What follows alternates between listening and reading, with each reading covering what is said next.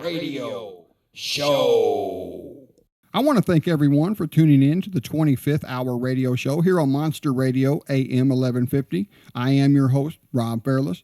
Guys, I got a special treat for you today. Just so happens that I was able to get a hold of actor and producer Ric Morgan, and he's on the phone with me right now. Ric's only got a few minutes to spare, but Ric, if you don't mind, give my listeners a little background information about yourself and what some of the projects you're currently involved with.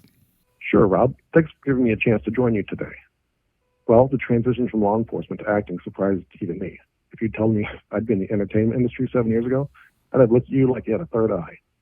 But see, some years ago I concluded that the arc of my star at the sheriff's office had long ago fallen.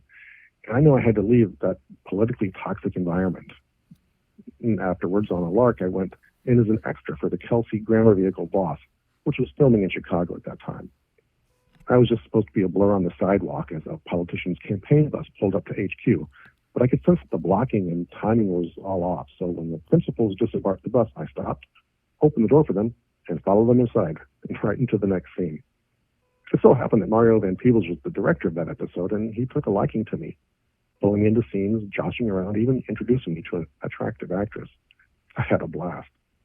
So next I auditioned for a small role in the short film and wound up being given a larger principal role.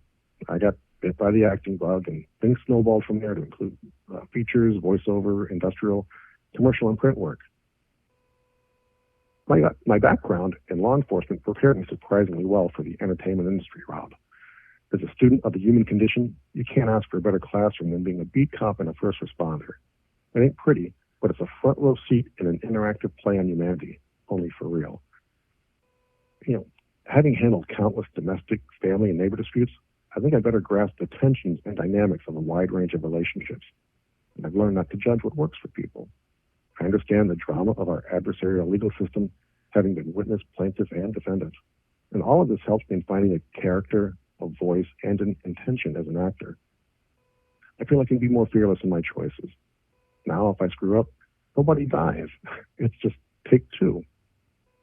On the other side of the camera, having dealt with psychopaths, rapists, gangsters, killers, and lawyers, dealing with the relatively milder personality quirks of showbiz types is a lot less daunting.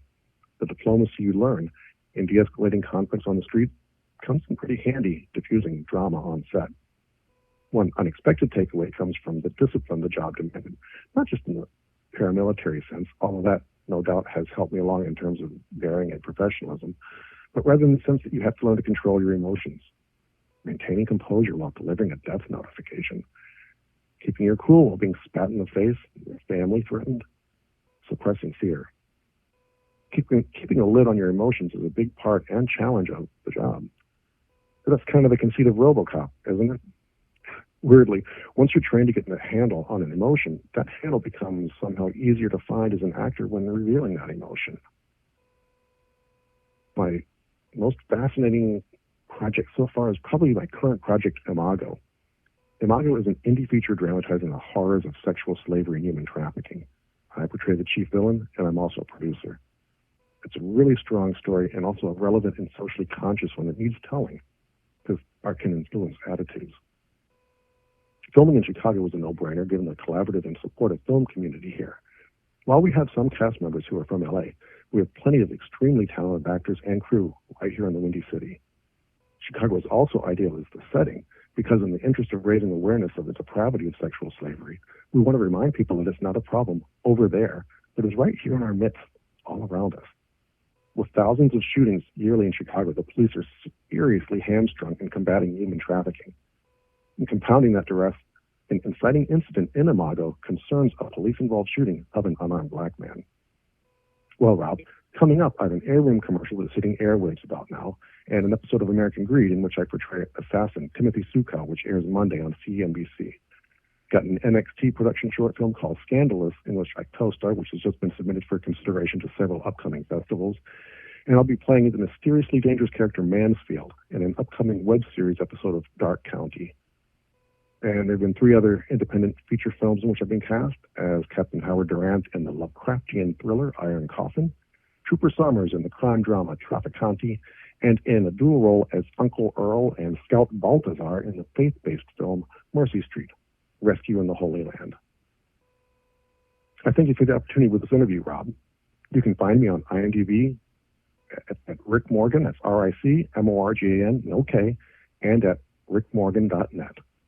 Again, no K. Thanks again, Rob. No problem, Rick. Once again, everyone, that was actor-producer Ric Morgan. Like he mentioned, you can find all his info at his website, ricmorgan.net. That's RICMORGAN.net. Thanks again for tuning in to the 25th Hour Radio Show.